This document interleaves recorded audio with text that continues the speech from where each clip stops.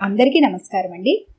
ఈరోజు మనం గోపరాజు నాగేశ్వరరావు గారు రచించిన పట్టుచీర అనే ఓ చక్కటి కథను విందాం. ఇక కథలోకి వెళ్దాం. ముకుందరావుది అదో రకం మనస్తత్వం. పిల్లికి బిచ్చం పెట్టడు. ఈ భూగోళం మీదున్న చాలా మంది కన్నా అలా పిల్లికి బిచ్చం పెట్టకపోవటం ఏమంత విలక్షణమేమీ కాదు. కాని పిల్లి ఎక్కడో తెచ్చుకున్న బిచ్చాన్ని కూడా రాయితో కుట్టి లాక్కుంటాడు కనుకనే అతగాడు కథావస్తువు అయ్యాడు. ముకుందరావును గురించి నలుగురు నానా రకాలుగా ఎలా కథలను చెప్పుకుంటారో, ఈ కథలు ఆప్తమిత్రుల ద్వారా చివరికి అతగాడి చెవికి సోకిన ప్రపంచపు అజ్ఞానాన్ని గురించి గుంభనంగా నవ్వుకోవటం మినహా అతగాడు ఎవరిని పల్లెత్తు మాట అన్న సందర్భాలు లేవు. రెవెన్యూ శాఖలో ఉద్యోగి ముకుందరావు. జీతం 6-7 పైనే వస్తుంది ప్రతి నెల. అసలు పోటు కన్నా జంధ్యం పోటు ఎక్కువ అన్నట్టు అతగాడికి జీతం కన్నా పై సంపాదనే ఎక్కువ. వెరసి ప్రతి నెల 10,000 పైనే కళ్ళ చూడందే కంటి మీదకి కునికే తెచ్చుకోడు ముకుందరావు.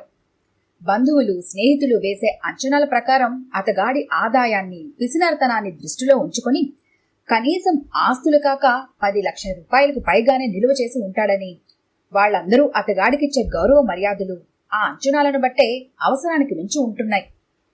ముకుందరావు భార్య ఆదిలక్ష్మికి, కొడుకు రామబ్రహ్మానికి తప్ప ప్రపంచానికి తెలియని విషయం ఏమిటంటే ముకుందరావుకు బ్యాంకు బ్యాలెన్స్ లో 200 మించి లేవు. అది కూడా మినిమం ఉండాలన్న నిబంధనలు పెట్టారు కనుక గత్యంతరం లేక ఉంచాడు తప్ప మరొకటి కాదు. పెద్దలు ఇచ్చిన ఆస్తిపాస్తులు తప్ప అదనంగా కొన్నది కూడా సెంటు భూమి లేదు. అంతదాకా ఎందుకు? తను కోరుకుంటున్న నెమలి పింఛం రంగు పట్టుచీర కోసం భర్తతో దాదాపు దశాబ్దం నుంచి విసుగు విరామం లేకుండా పోరాడుతూనే ఉంది ఆదిలక్ష్మి. అయినా ఇంతవరకు అమరిచస్తేనా? ఆ రోజు భర్త మూడు కనిపెట్టి అతగాడు హుషారుగా ఉన్నాడనగానే దగ్గరకు వెళ్ళింది. ముఖాన్ని సాధ్యమైనంత జాలిగా పెట్టి, ఏవండోయ్, ఇంకా మీరు సూపర్నెంట్ పని చేస్తూ కూడా నాకు పట్టుచీర కొనిపెట్టలేదు. అదే మీ ఆఫీస్లో ఆఫ్టర్ ఆల్ అటెండర్ గా చేస్తున్న ఆనందరావు మొన్న భార్యకు పట్టుచీర తెచ్చాడు తెలుసా? నిన్న శ్రావణ శుక్రవారం గుడికి వెళ్తే అతగాడి భార్య వరాలు కనిపించింది. ఆ పట్టుచీర కట్టుకొని ఎలా కులుకుతూ గుడికొచ్చిందో చెప్పలేను. పైగా వచ్చింది తన మానాన తను వచ్చి పని చూసుకుని వెళ్ళిందా అంటే అదీ లేదు. అయ్యగారు గర్భగుడిలో కర్పూరం వెలిగిస్తుంటే హడావిడిగా వచ్చింది. ఎగిరెగిరి 4 సార్లు గంటలు కొట్టింది. నా ప్రక్కకొచ్చి నిలబడి, శ్రావణ శుక్రవారం కదా అని మా వారిని అడగగానే అప్పటికప్పుడు బజారుకు వెళ్లి ఈ చీర తెచ్చారు, బావుందా అని అడిగింది. బావుంది అనక చేస్తానా? నిజానికి అలా అన్నందుకు నా ప్రాణం చచ్చిపోయిందనుకోండి. సమయానికి అయ్యవారు హారతి పళ్లంతో గర్భగుడి గడప దాటి వచ్చారు గనక దండం పెట్టుకుని బయటపడ్డాను గాని, లేకుంటే అది దాని పట్టుచీర గురించి ఇంకా ఎన్ని కథలు చెప్పి వినిపించేదో. ఇంతకు ఏంటి సంగతి అడిగాడు మధ్యలోనే ముకుందరావు. ఏరియర్స్ ఏవో వచ్చాయటగా. ఈ బరువులు బాధ్యతలు ఎప్పుడూ ఉండేవే. నలుగురిలో తిరగాలంటే సూపర్నెంట్ భార్య ఏమిటి ఇలా వాయిల్ చీరలు కట్టి గుళ్ళకు రావటం ఏమిటి అని అనుకుంటారని అభిమానంతో చస్తున్నాను. ఏం చేయమంటావు? నాకొక పట్టుచీర పట్టుకురండి. సుబ్బారావు కొట్లో ఉంది, నాకు నచ్చింది. మొన్న అనసూయమ్మగారు బట్టలు కొనాలంటేను తోడేలు చూసొచ్చాను. నెమలి పింఛన్ రంగు, గోధుమ రంగు గల్లు, మధ్యలో వెండి బుట. చాలు 2 ఆడోళ్ళొచ్చి కొట్టంతా ఏకం చేసి బాగుంది అన్న పట్టుచీర ఇవ్వండంటే క్షణాల మీద తీసిస్తారు. డబ్బుల్దే సమస్య అని ముఖం పక్కకు తిప్పి పైన తిరుగుతున్న సీలింగ్ ఫ్యాన్ చూస్తూ నిల్చున్నాడు ముకుందరావు. ఆదిలక్ష్మికి చిర్రెత్తుకొచ్చింది. ఎరియర్స్ వచ్చి కూడా ఇంకా డబ్బులు లేవంట ఎలా? మీకన్నా మీ అటెండరే నయమనిపించాడు. పేరుకు మాత్రం పెద్ద హోదా. ఇంట్లో ఈగల మోత, బయట పల్లెకి మోత అన్నట్టుంది మీ వ్యవహారం. అయినా మిమ్మల్ని ఏం ప్రయోజనం? మేడిపండులా ఎర్రగా బుర్రగా ఉన్నారని, గవర్నమెంట్ ఉద్యోగం వెలగబడుతున్నారని పైపై డాంబికాలు చూసి నన్ను మీకు కట్టబెట్టిన వాళ్ళని అనుకోవాలి. తిండి బట్టకు కూడా ముఖం వాచిపోతున్నాం. మీ పిసినారతనం ప్రయోజకత్వమని అందరూ అనుకుంటున్నా అసలు విషయం ఎవరికి తెలుసు? బాధపడేవాళ్ళం నేను నా కొడుకు తప్ప. కానివ్వండి, ఇలా ఇంకా ఎంతకాలం చేస్తారో. మాయా కట్టెకు 50 ఏళ్ళొచ్చినా ఇంకా చిలకల వేట తగ్గలేదంటే నలుగురు నవ్విపోతారు. ఈనగాచి నక్కలపాలు చేసినట్టు పిసినారుగా కూడబెట్టడం, ఎవతో ఒక చిరునవ్వు విసిరిందంటే ఇక దానికోసం ఉన్నదంతా ఊడ్చేస్తూ వెంటబట్టం. చిచ్చి, అదా జన్మంటే? ఈ ఒంటి బిగువు పోయిందంటే అప్పుడన్నింటికి మేమే దిక్కవుతాం. శ్రీవారి సేవలకు వారకాంతలెవరూ రారు. తాడు కట్టించుకున్న నేరానికి నేను, కడుపున పుట్టిన నేరానికి కొడుకు తప్ప ప్రపంచంలో ఎవరు మిమ్మల్ని కనీసం పలుకరించరు. కానివ్వండి చూద్దాం ఎవరి తలరాతలు ఎలా ఉన్నాయో అని ఎక్కి ఎక్కి ఏడుస్తూ ముఖానికి వాయల్ చీర అడ్డం పెట్టుకుని అమాంతం సోఫాలో కూలబడిపోయింది ఆదిలక్ష్మి. నిజమే, అది ముకుందరావు బలహీనత. అరవిరిసిన పూదోటలో ఆ పువ్వు మీదకి ఈ పువ్వు మీదకి దూకి వాలుతూ తేనెల్ని జుర్రుకుంటూ ఆనందంలో తేలిపోయే తుమ్మెదకు ముకుందరావుకు తేడా అట్టే లేదు. ఉన్న కొద్దిపాటి తేడా అల్లా తుమ్మెదకు దాని కృషిలో ఎగిరేందుకు రెక్కలు కట్టుకునే శ్రమ తప్ప కోల్పోయేదేం లేదుగాని ముకుందరావు విషయం మాత్రం అలా కాదు. సొంత అవసరాలకు ఇంటి అవసరాలకు కూడా డబ్బుల్ని పొదుపుగా వాడుతూ రెక్కలు ముక్కలు చేసి కూడబెట్టిందంతా మురిపించే ముదితలకే చెల్లిపోతుంది. చీరగాలి తగిలినా చిరునవ్వు విసిరినా ఆముదంలో పడ్డ ఈగలా అక్కడే కుదురుకునేవాడు ముకుందరావు.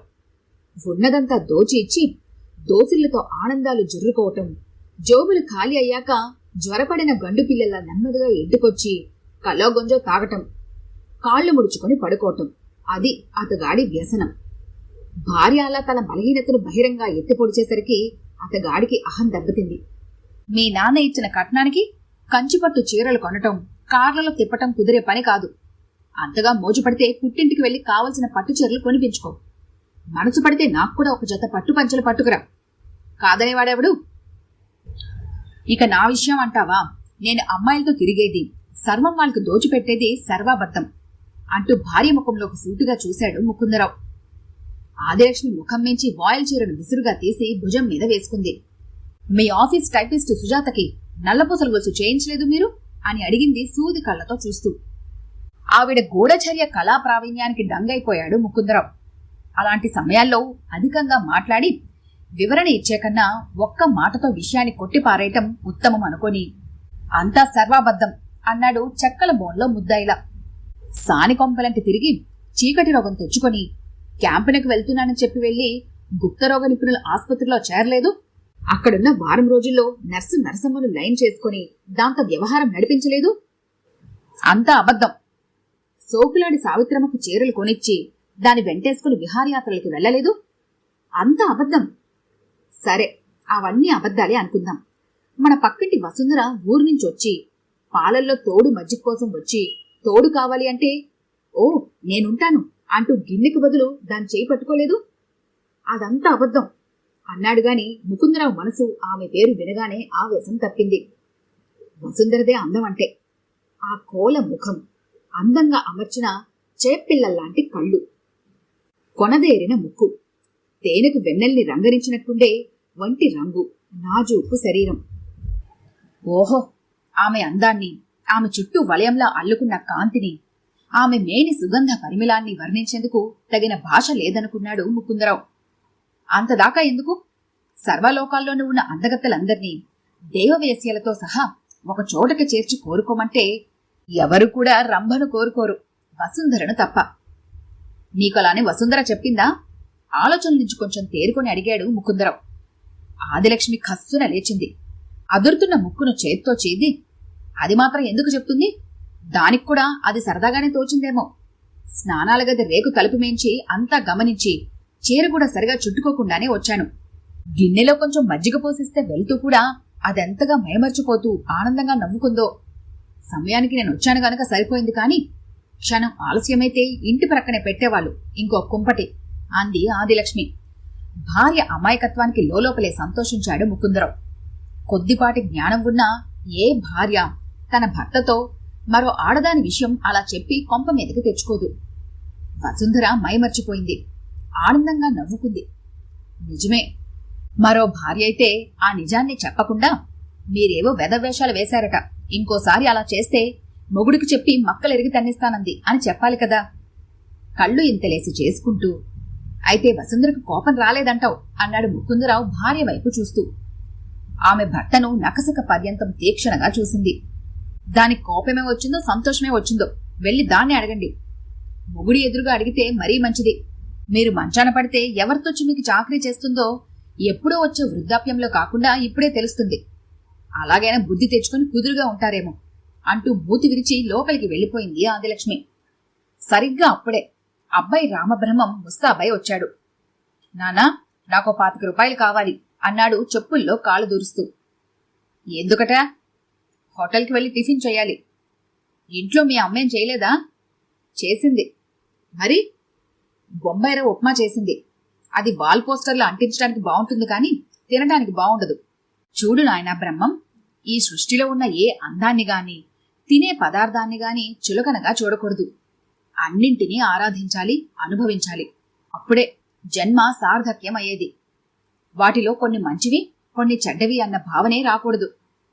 కొన్నింటిని చేతులారా కోల్పోకూడదు. సమవర్తిలా ఉంటేనే జీవితం, చెప్పాడు ముకుందరావు. నాకు ఆకలేస్తోంది. అదే నాయనా జీవులకు జడ పదార్థాలకు ఉన్న భేదం. అయితే 25 రూపాయలు ఇవ్వరన్నమాట. అదే నాయనా పేదరికానికి సంపన్నతకు ఉన్న భేదం. అదేం కాదు గాని ఇది కరుణకు కాఠిన్యానికి ఉన్న భేదం అన్నాడు రామబ్రహ్మం నడిచి వెళ్ళిపోతూ. ముకుందరావు బిత్రపోయి పొలుపు గింజల నిలబడిపోయాడు అక్కడే. సాయంత్రం ఆఫీస్ నుంచి ఇంటికొచ్చి స్నానం చేసి ముస్తాబై మళ్లీ బయలుదేరాడు ముకుందరావు. ఎక్కడికి? అడిగింది ఆదిలక్ష్మి. చెప్పుల్లో కాలు దురుస్తున్న ముకుందరావు కోపంగా చూస్తూ, అడిగేవు, ఇక కార్యానికి విఘ్నం ఖాయం. అయినా బయలుదేరేటప్పుడు ఎక్కడికి అని అడగొద్దని నీకెన్నిసార్లు చెప్పాను అన్నాడు మందలింపుగా. ఆదిలక్ష్మి ముఖం చిన్నబుచ్చుకుంది. ఏదోలేండి, అలా అలవాటైంది.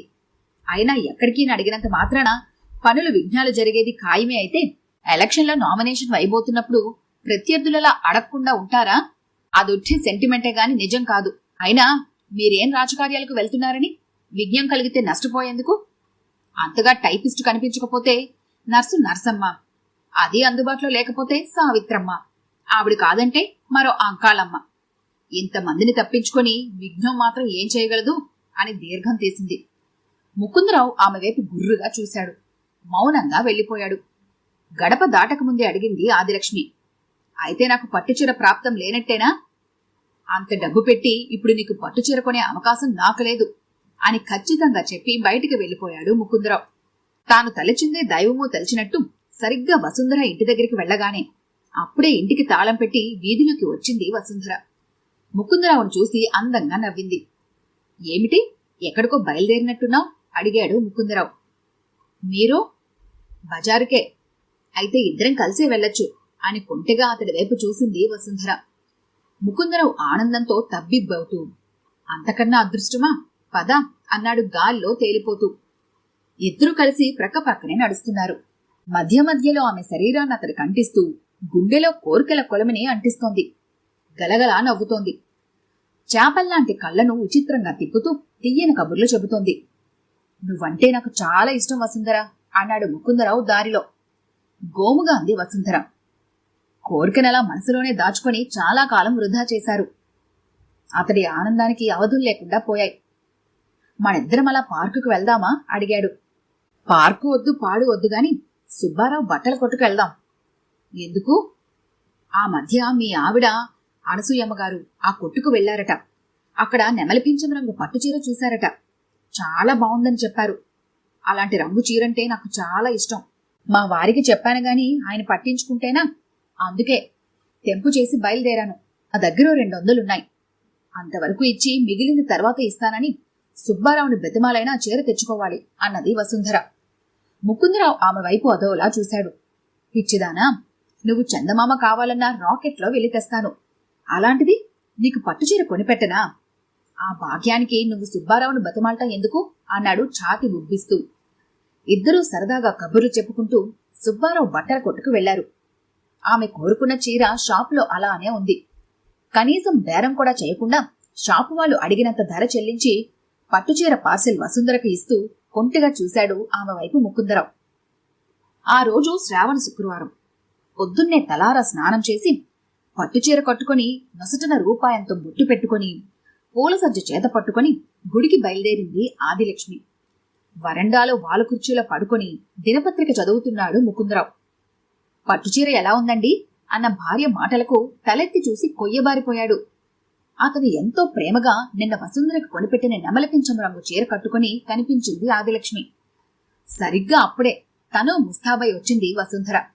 అక్క, ఇక వెళ్దామా గుడికి అన్నది ఆదిలక్ష్మితో. ఆహా అంటూ కదిలింది ఆదిలక్ష్మి. ఇద్దరూ గుంభనంగా నవ్వుకుంటూ వెళ్లిపోయారు గుడికి. చీర ఎలా ఉంది అని ఆవిడ గుడి నుంచి రాగానే మళ్ళీ అడిగి తనను పీడిస్తే ఏం సమాధానం చెప్పాలో తోచక తలపట్టు కూర్చున్నాడు ముకుందరావు. ఇంతకీ ఆదిలక్ష్మికి ఆ చీర ఎలా వచ్చిందనుకుంటున్నారు? ఈ కథ కనుక మీకు నచ్చినట్లయితే లైక్ చేయండి, షేర్ చేయండి. మరిన్ని ఇంట్రెస్టింగ్ కథల కోసం మా ఛానల్ని తప్పకుండా సబ్స్క్రైబ్ చేసుకోండి.